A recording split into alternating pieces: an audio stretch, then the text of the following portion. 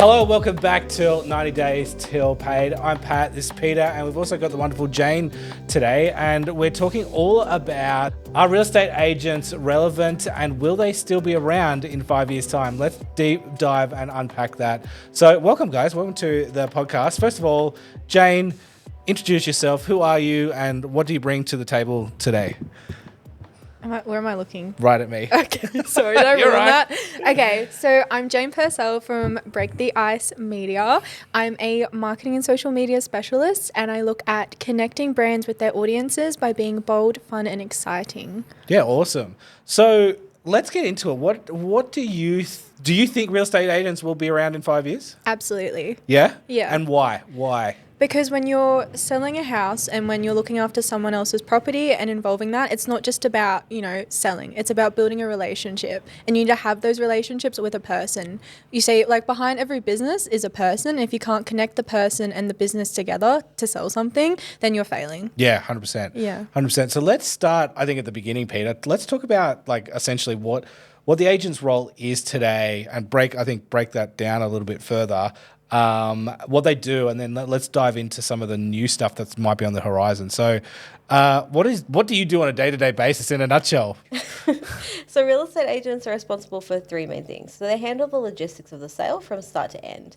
They market the property and they negotiate with their buyers. So that's where we're facilitating all of the little bits and pieces of the sale that a lot of people don't even know exist.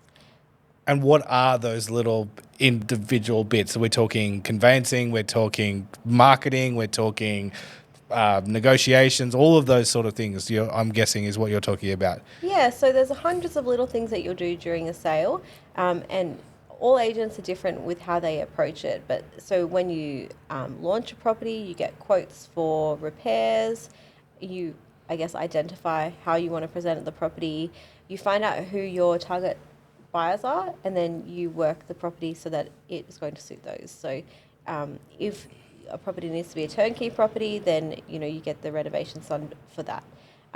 You speak with solicitors and mortgage brokers to kind of position the property and then to sell the property as well. You get a contract prepared, you read the contract, you get building and pest information or whatever information is that you need. You also handle the emotional aspects of a sale, which can be quite a lot, quite hectic. So sometimes people are selling and they don't want to be selling, or they're selling a home that they've loved forever and they're going to let that go. So we deal with that kind of thing. There are obviously people going through divorce or death or huge transitions in their life, so that can be a lot as well. And then that's just the seller's emotions. You also have the buyer's emotions and that kind of thing. So you're working to limit any kind of disruptions. Or friction between making the sale happen. Yeah, so really, in a nutshell, if we have to say it, is that we reduce or remove the friction. That's our whole job. Yeah. I always like to say that buying and selling property, especially in this sort of middle income earning places that we're dealing with, it's the biggest transaction that most people are going to ever make in their lives, and all of the things that happen with that and the fears and the emotions that all run through it are all something that a real estate agent helps coordinate and builds relationships to make sure it's as smooth as possible, and that at both parties essentially win out to the best of their ability. So what do you think as an agent yourself that you guys are doing really, really well and that is crushing it and key to your survival, as it were? So I run a networking group in Goulburn, so I work with a few real estate agents who don't work with Rain and Horn. So I get to see a lot more agents than I think many people do and speak to them a lot. So there are some, and obviously it's a women's networking group, so a lot of the women that I see, they're putting their values first. So a couple of the smaller boutique agents, they're deciding, hey, this is how it's been done for ages. You burn through your staff and you're putting profit first. And they're deciding, actually, no, we're going to just do the right thing at any cost, and hope that translates to our target audience, and we still can make money and be good. So that's the kind of thing that I'm really admiring at the moment, is things like having a smaller portfolio for your property managers. So I can see that some real estate agencies are really prioritizing that, so that you have people that stay long term. Yeah. And then you have happier landlords, and like choosing to sell better properties with the clients that you want to work with, which is what I'm focusing on now, so that you're doing your best work, and saying no to people that are not going to align with your values. I was just about to go there. It's sort of the idea of filtering your clientele. Obviously, you can service everybody, and it's possible to do, but you work best in certain areas, be it their downsizers, be it their first home buyers, whatever it may be, and you start to then brand and market yourself to that audience, so you know that you can get more and more clientele and sort of niche yourself as a real estate agent into a certain area to give the best and high quality service that you can. Yeah, so like broadly niche yourself. Yeah. So for me, I have people call me all the time, and some of them just have properties that it's not that I can't sell, it's that I'm not going to best represent their property. And so my integrity is at stake if I take on those listings, knowing full well that there's a better agent there. So that's why I have my network, because if I have a listing that someone else is going to be better suited for, I send them their way. Yeah, 100%. Yeah, no, I think that's really great. And then you touched on another thing that was really interesting, because it's something that I've heard a lot about in the industry as well, is smaller portfolios. It means that we're not chasing, like you're saying, the profit. You're sort of shrinking down and going, what's manageable, but it's also giving a better service by not taking on as much as the next person. It's like, if you're filled up and always busy, you're going to be chasing your tail trying to fit 500, like, for example, 500 rentals on one property manager as opposed to 20 rentals on one property manager. The experience is going to be much different, and the customer service, which is the end result, is going to be higher as a result of that. So it's like servicing your car. If you service your car every 5,000 miles and you drive it respectfully, you don't take it off-road if it's not an off-road car, your car could last over 350,000 Ks. You can get the most out of it. Yeah. I see a lot of agencies, they just have this high turnover in everything. They just are not thinking of the future.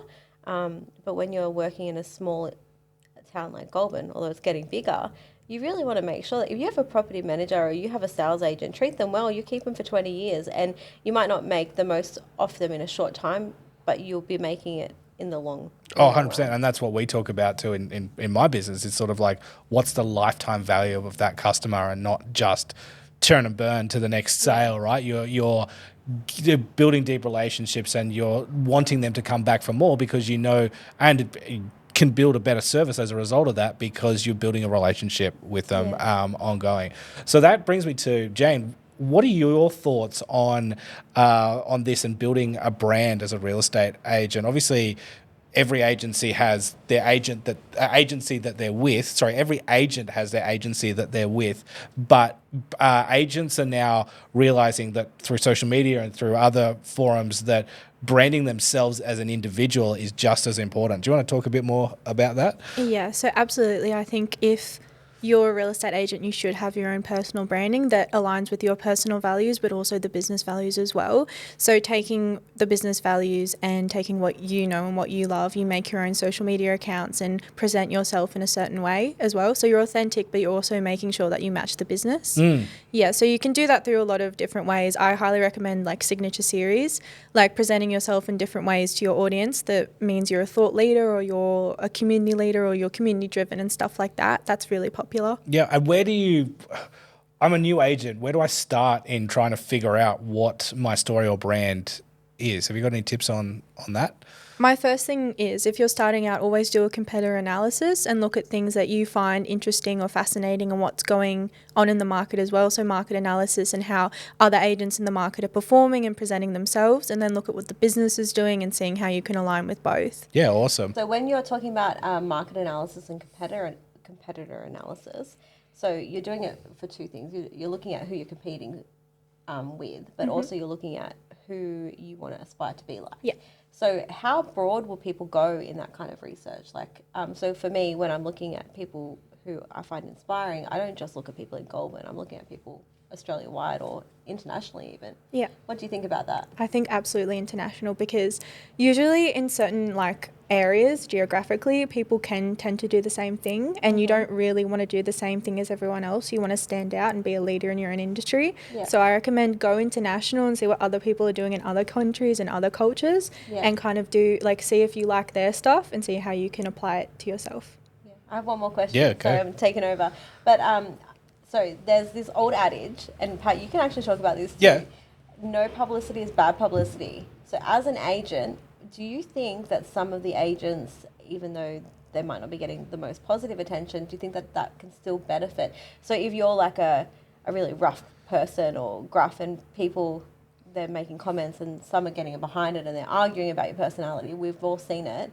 Do you think that that's good or not so good? I personally think it's a negative thing if people are making negative comments about your behaviour. I think that there's a certain standard that everyone needs to uphold publicly.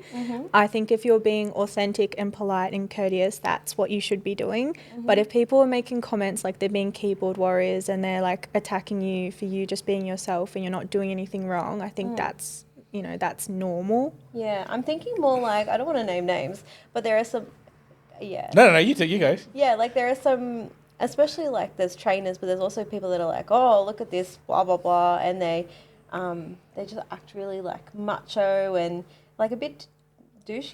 Yeah, okay. Yeah. I mean, I think where you're going with this is, and my take on it is agreeing but disagreeing with what you're saying, in terms of, in Australia we have this syndrome called tall poppy syndrome, right? When a person is doing something different to everyone else in Australia, we all like to gang up on that person, trying to bring them back down to standard level. And I think that's kind of where you might be going, Peter, with this idea of negative publicity, or it could be anything, but this idea that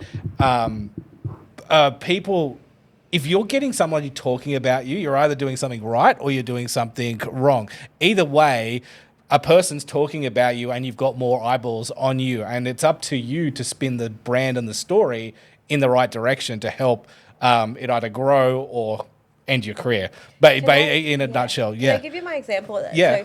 So, I just thought of this. There's this awesome video that someone sent me recently, and it's this, Aussie bloke. He's an agent. I can't remember where it is, like somewhere in Penrith or Newcastle, like up that way. Where the average person's probably got a $500,000, $600,000 house. Like it's a bit, lower income. Price and lower income and whatever. Anyway, so he gets out of like I don't know what car, like a Commodore or something cool, and is like tattooed, and he looks like he could be a bikie, you're not sure. Yeah. But like a very relatable bloke. He could just be a football player. And people have said me that because he's like, you want a normal agent? And I love him, but I know that he gets a bit of negative publicity as well. So that's kind of what I'm talking about. Like, you're ruffling feathers, but does that really matter if that's who you are? Honestly, I personally don't think so. And at Panorama, this is what we try and talk through: marketing through storytelling and using your persona, whatever makes you you, and leaning into that rather than leaning away from it.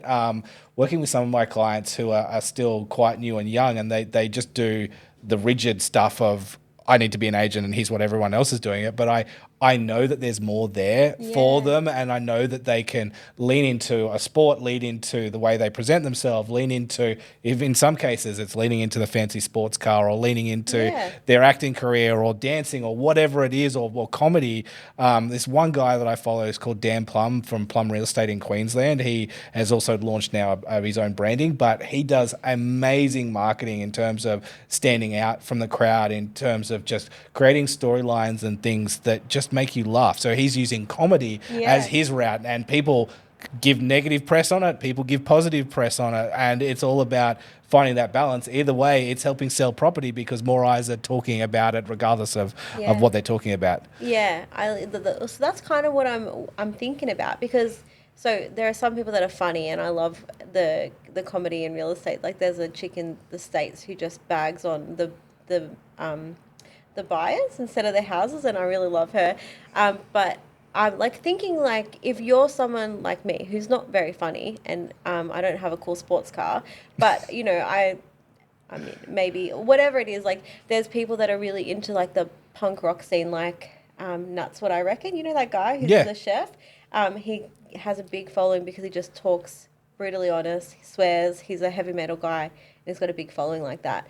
So what I'm wondering is, should we be finding that kind of authenticity? So should I be bringing my opinions on, I don't know, like, because obviously if anyone knows me, I run a Goulburn Women in Business networking group. I'm very passionate about feminism, not angry feminism, just I want women to succeed. So should I be bringing that to my brand more, or is that kind of a bit more private? What would you suggest to someone like me? Both of you should provide, yeah. Yeah, so like I agree with you. Like you should really lean into authenticity. I just think it's a different story when you're representing a business and you're not just representing yourself. I think that's where you need to be a bit more careful. Like for me, I as a business owner am very forward thinking and I'm very opinionated to people. But if I'm an employee in a business, then I would just be a bit careful with what I'm saying and in the press and stuff like that. That's just my opinion. I think you've 100% nailed it. I think it's you've got to, and you touched on it earlier, aligning with the core values and brand and messaging and making sure that whatever your brand is preaching, that you're preaching similar to that as well. But still being able to be your own person and lean into those values if they align with the values of your agency that you're working under. So yes, 100%. I think it's a really good thing to be doing. So how would you filter it? So how would you decide what that's good and that's not going to work? I think it's in my opinion, it would be a conversation with the directors and asking them, hey, look, I'm wanting to trial this or do this. Do you have any problems with them? And you'll know straight away from a conversation whether or not that's something that's like, yeah, go for it. We're family orientated, or go for it. Yeah, we're all into feminism or whatever it may be. Do whatever you want as long as you're not misrepresenting the company. Go nuts. I think that's the best way to approach it.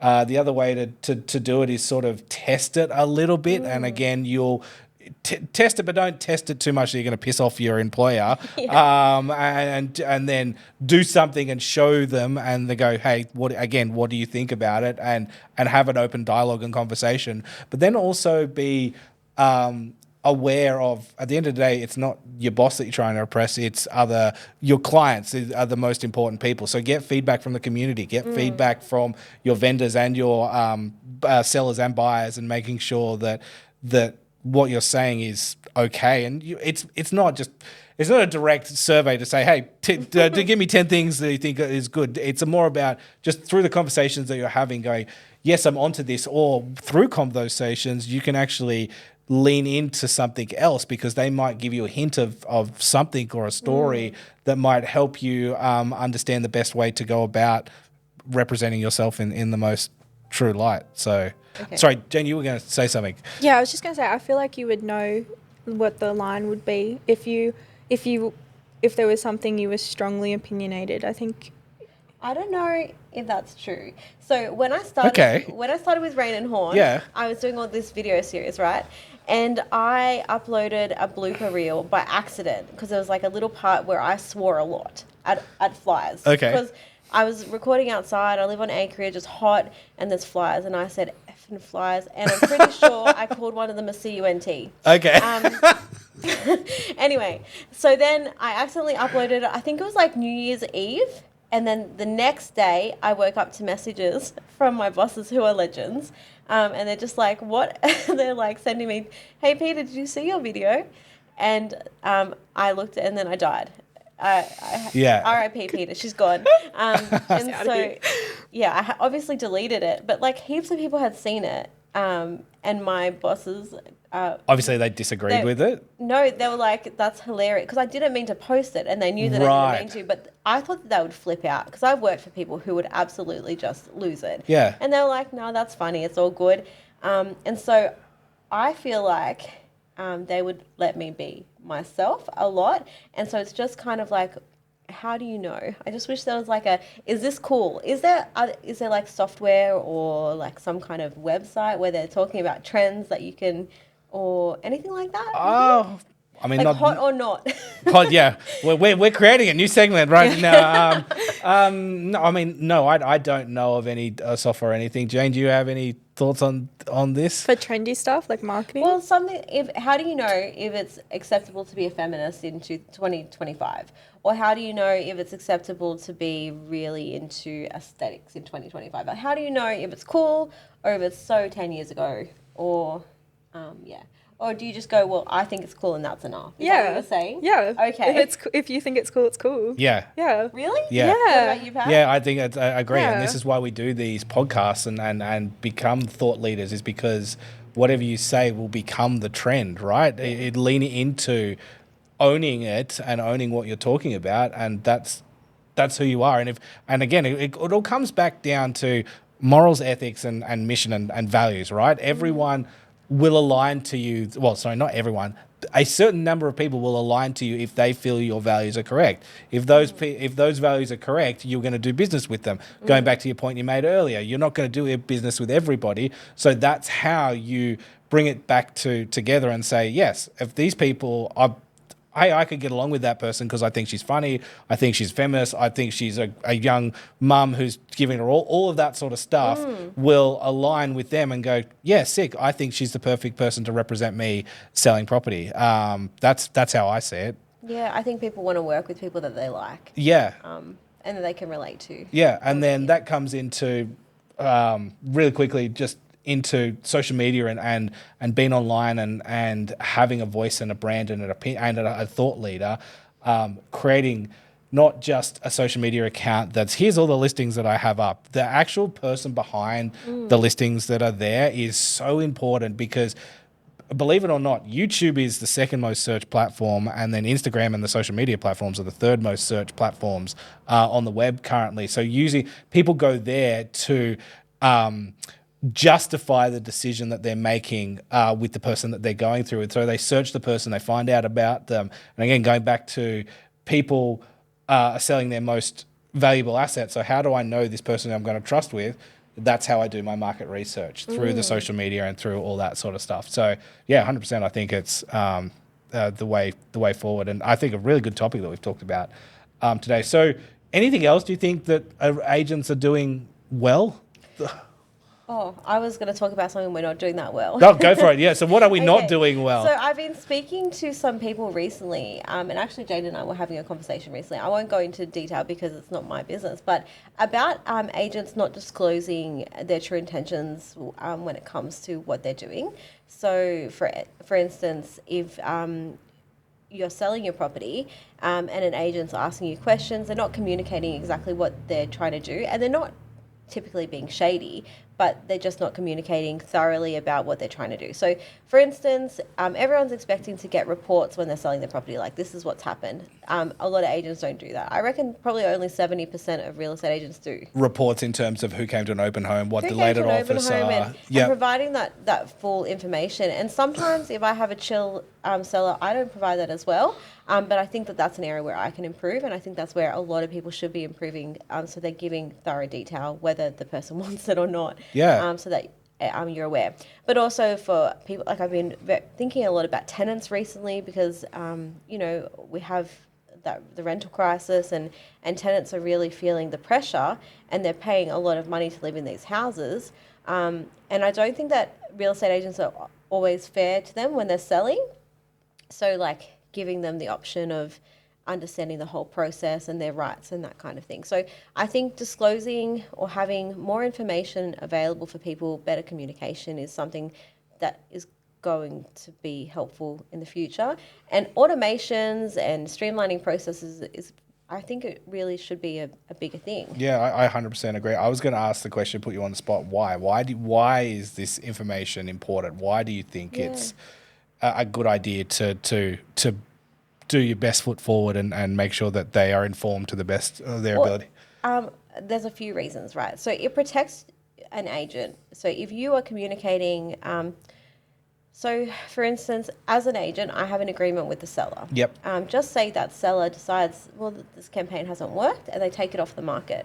If I've introduced a buyer to that property and they sell it once they've taken it off the market, I've still sold it to them, basically. Yeah. And if I hadn't communicated clearly that those buyers had attended that property and I've been working with them by way of a vendor report or however you do it, then I would have no leg to stand on to substantiate Yeah. that. Yeah.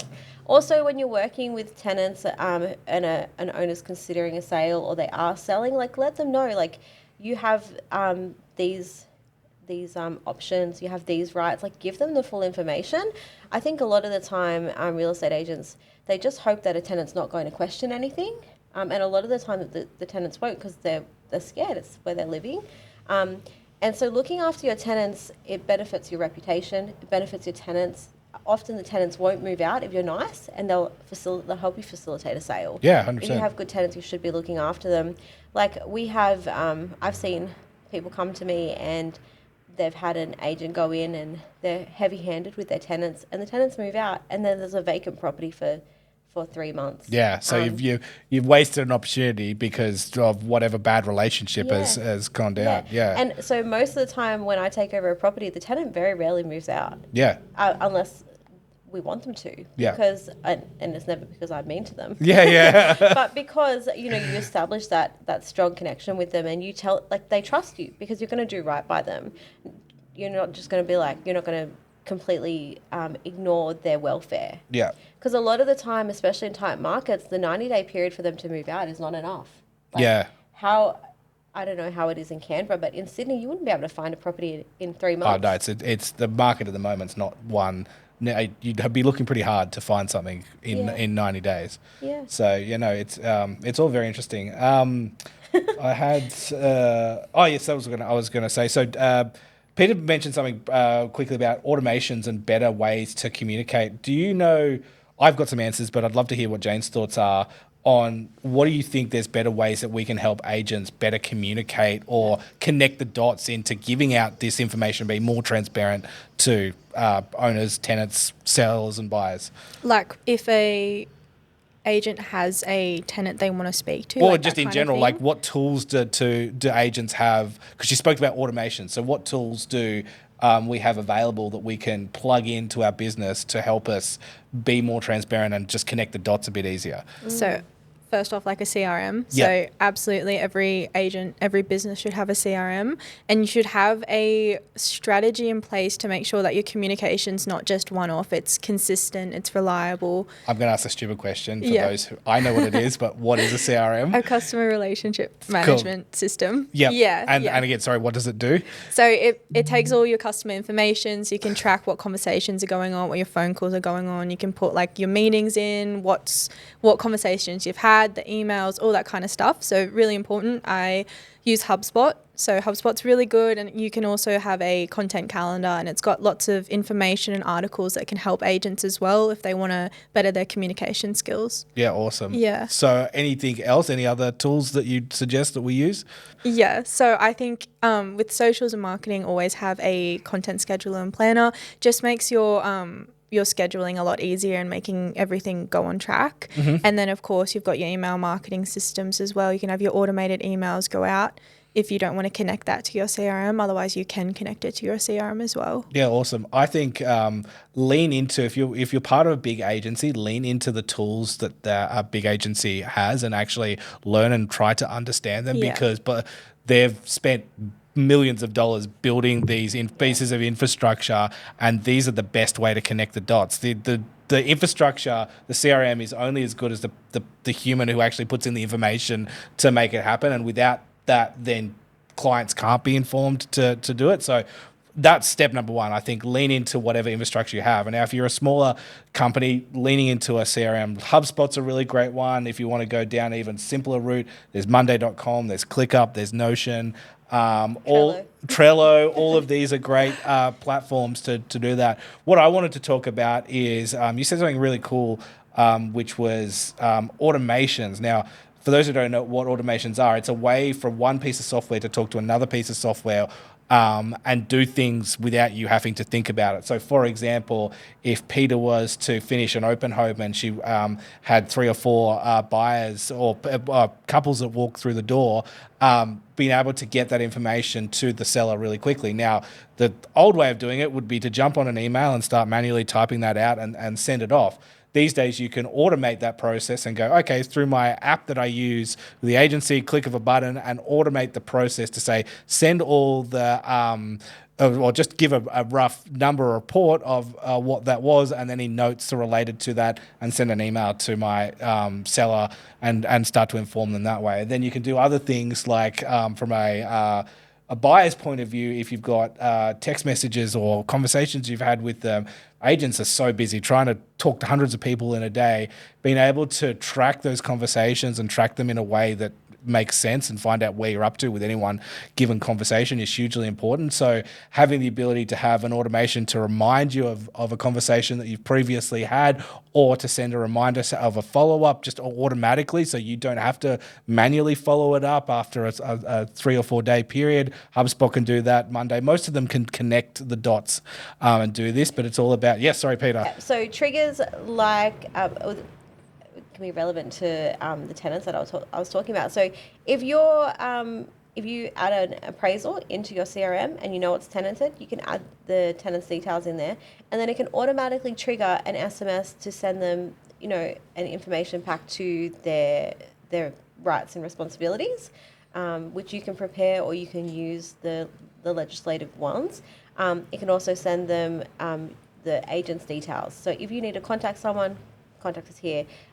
You can send them a guide, and you can use that with your sellers, with your buyers.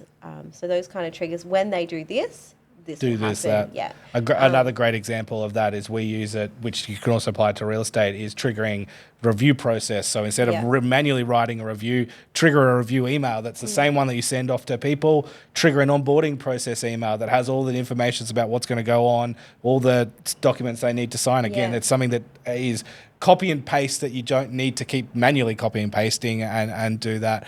So that brings, go Peter. Sorry, just one more thing. So this is something that I'm focused on a lot. So when we're talking about what real estate agents are doing and they could be doing better, I think that if you're not looking at these holes in your systems, you're going to be left behind in the future of real estate.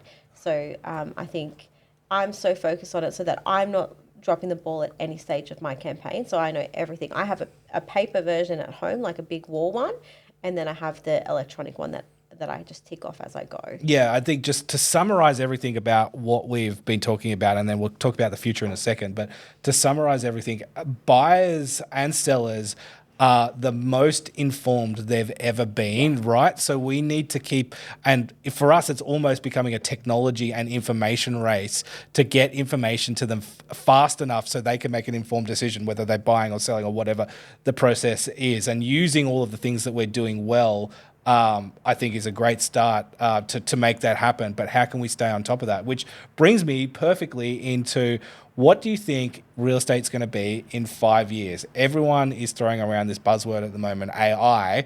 How do you see AI being placed into real estate? What are your thoughts on it? Jane, you go first. You don't have to talk about it in relation to real estate. You can talk about it into what you've seen and But real estate is really the key here. Yeah. Okay. Scary AI topic. Let's go. I think that AI is going to not decimate the market, but I think it's going to have a very prolific place. Yeah. I think that real estate agents need to be adaptable, and I think they need to educate themselves early on to get ahead in the future as well. Yeah. And how do real estate agents educate themselves? Like, what should I be learning about in the world of AI to make my job or my life easier? First of all, I would talk to your business and talk to the people around you about what is actually applicable in the workplace in regards to AI, because I think some companies don't actually want you using AI. Same with unis, you can't use AI and stuff like that. Yep. There are a lot of buzzwords in AI. Like if you use ChatGPT, there are a lot of giveaways that it's AI written. And I also think that in social media, there's actually codes to figure out what AI has been used so they don't actually push your content out further. I don't know how 100% accurate that is, but that's also important to note. Yeah. Well, I was having a conversation with another podcast that I was doing the other week in terms of an SEO specialist, right? Yeah. So if you're using AI and not using it in a way that will work with the SEO platform, search engine optimization, you're basically just spitting out words and it's not actually helping you be better or be higher up in the search results because of the limitations or the hidden code behind AI. So I think that's really good to start. I think, to be honest, actually jumping on ChatGPT because it's the easiest and it's currently the most popular. There is other AIs which I will rattle off, which are ChatGPT. You've got Claude. You've got Sonnet. You've got Google's Llama. There's tons of different AI. They all do the same thing to what ChatGPT is, and we're in this arms race at the moment. Who's going to be the next Google, but in the AI world, and who's going to win out? So it's it's a really cool game to see. But what I was going to say is talk to AI and say, hey, I'm a real estate agent. What can you do for me? How can you help make my life easier as a real estate agent? And that's exactly what it'll tell you. It'll tell you all these amazing sort of stuff, connecting the dots with automation, potentially having generic conversations, or connecting information dots together faster and quicker, so you have an assistant basically that helps you do things better and faster rather than you manually typing it out or spending time and researching and things like that. For example, we were doing it the other day. We're looking at moving into another market, into a town that we don't know much about. So I got ChatGPT to do most of the heavy lifting for us, going, what real estate agents are in this area? Who are the top performing agents, and how many homes have they had sold in the last 12 months? It took a good 20 minutes to think about it and make it happen, but it actually found the information I wanted to do that. So imagine if we could use that power of AI to help do our property research, or at least a starting point to go, hey, I've got a property in this suburb. Show me the recent sales of the last 6 months. Go look at these websites that I know, but also do your own research. And away you go. And then it can help inform better analytics and analyze and connect dots way faster than humans ever could. And then that means that you can land your next pitch presentation with more confidence, I would say 100% confidence in knowing where your market is sitting to do any one thing. That's just one part of AI. AI is, I love AI. I've spent so many hours learning and researching it. And it's truly cool what it can do. So, yeah. Yeah, so I was at the Women in Real Estate event 2 years ago, and I can't remember the person's name. I'm going to put it in the comments, but she was responsible for RETA. So that's the real estate, I don't know what it does, like prospecting or something. I've never used it. But she's like super into tech and in AI, and she's like the leader in that. So I'll have to find her name because I feel bad not knowing. But she basically said, don't let AI be weaponized against you, because it's not as complicated as people make it out to be. Oh, 100%. So hopefully I can find like a recording of this talk, or, you know, something written that I can share. But I found it so empowering because she basically spoke about it from a feminist perspective, but that if you take ownership and you have knowledge of the product and what it is, so if you know about AI, it's not going to be able to be used against you, because you're going to understand it and you're going to get ahead of it.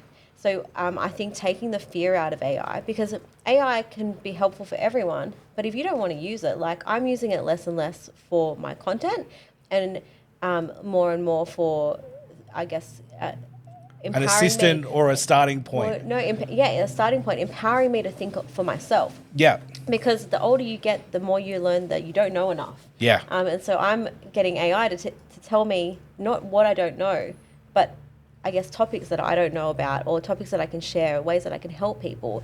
So knowing that, you know, AI, I don't know about you guys, but every time I see a post, I can tell that it's written by AI. Yeah. And my brain stops reading. Yeah. It's like, I'm not interested in that.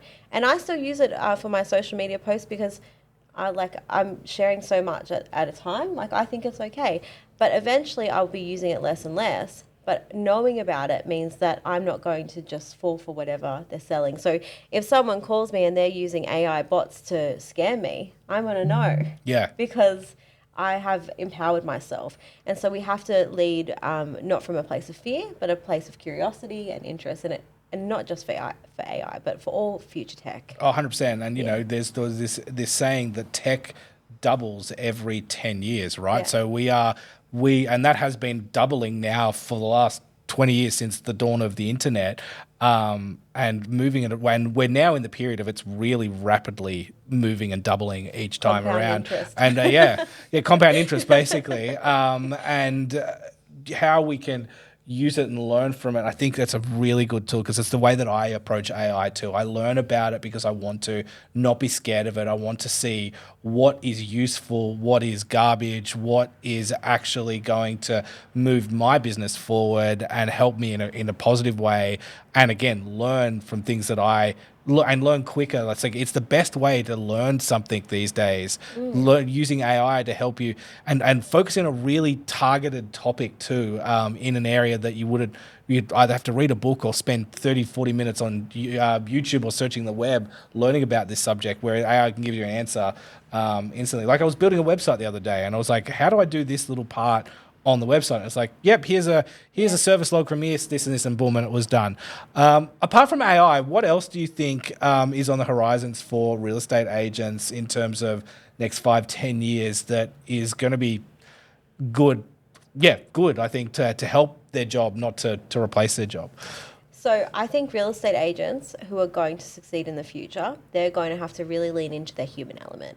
So gone are the days where people are just going to be, tricked into buying something.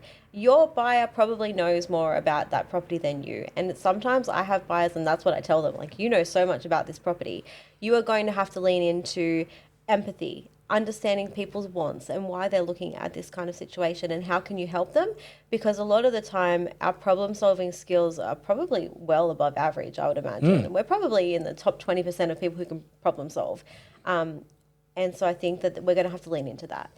So imagine in a time where real estate agents are not causing problems, they're solving them. Yeah. And that's day in, day out. So I think being a good person with good values, focused on helping people, solving problems, and not just being a person who opens a door for you, but who's in their community and is really showing up and telling stories about your property that are going to stay with people.